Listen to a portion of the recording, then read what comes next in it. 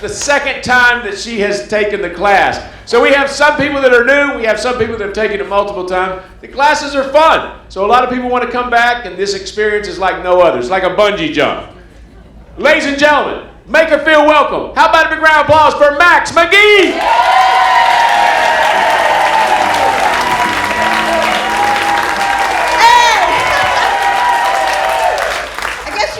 A real good time out there tonight. Listen, this is my second time with Bootcamp, and I just want to assure you it's not like I flunked the first time or anything. I just got laughed off the stage because I'm Irish and I don't know how to make a long story short. So I'm back tonight to give the second part of my story. I actually was born and raised in the great Irish South Side of Chicago. All right, go Chicago. And, Chicago's one of those nice neighborhoods where I was, where everybody's a cop, a politician, a firefighter, a bar owner. Never any lawyers, because what Irishman can ever pass a bar? I'll tell you. And we have a lot of bars in our neighborhood. One on every corner, sometimes in the middle of the block. My dad had a favorite bar, and it was called O'Malley's. And that's where he taught his Irish preschool. That's right, we kids learned the basics of boozing at a young age.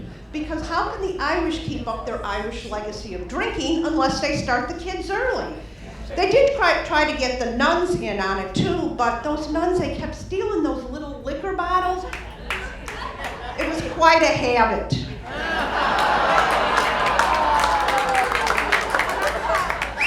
Pretty bad. Anyway, let me tell you a little bit about the basics that we learned in the boozing school. First of all, we learned to give good head to a pint of Guinness. Although I will still say these days, after a few pints, I still give good head.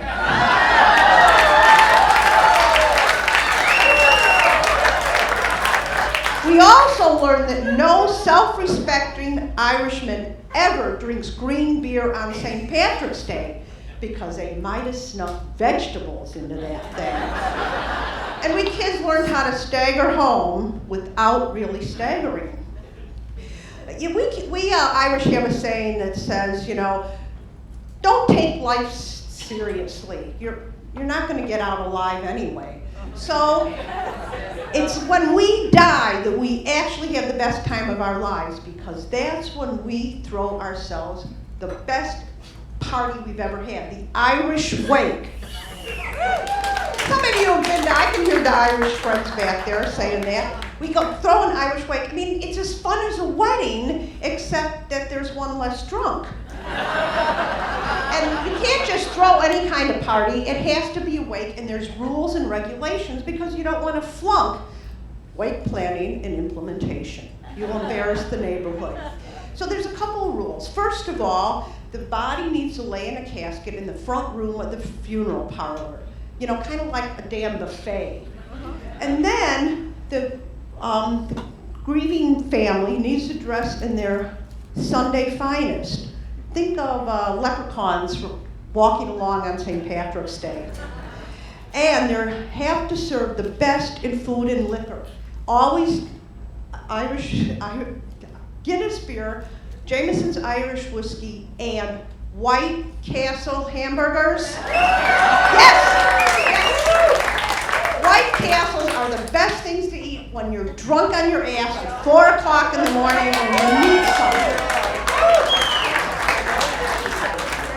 And I don't know what it is about those really little unidentified pieces of meat, grilled to death, smothered in onions, and put on a soggy bun. But you know what? They're the best thing to eat when a family's grieving.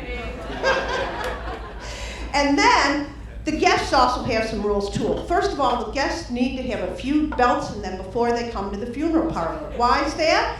Because otherwise all the good booze is gone within the first hour. So if you don't get schnockered before you come, that's just plain selfish. The guests are also expected to walk up to the casket, kneel, and pay their respects.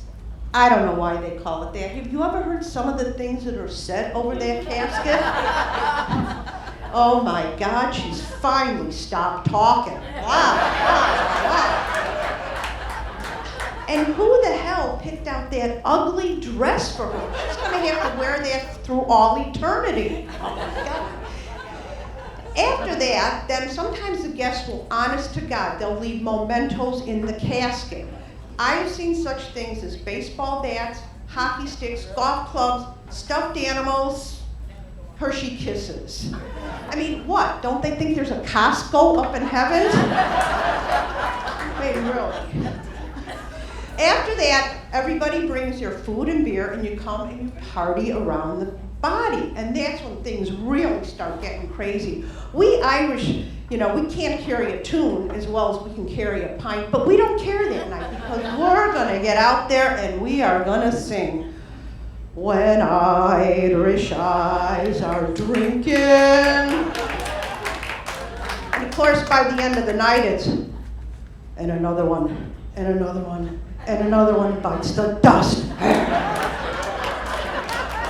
You know what? And speaking of dust, I have to tell you guys, I'm not going to be buried.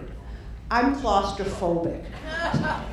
So I can't imagine anything worse than being locked in a little casket underground for all eternity. And didn't some of you learn that awful song as a kid? I keep having nightmares about it.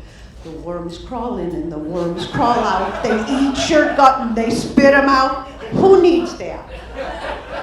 I'm going to be cremated. Because, why not? I mean, that way I can still travel the world. My dust can be spread in some of my favorite places. The ski slopes in Aspen, under the Eiffel Tower in Paris. And I know some of my friends back there, you probably want a piece of me when I'm done.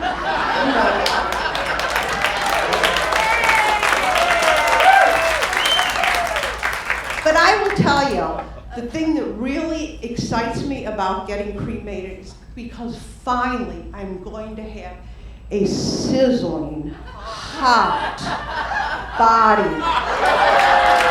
Thank you.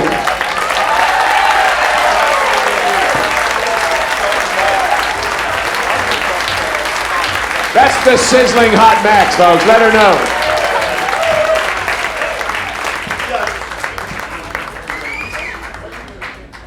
All right, folks, I want you to keep that energy going. Help me welcome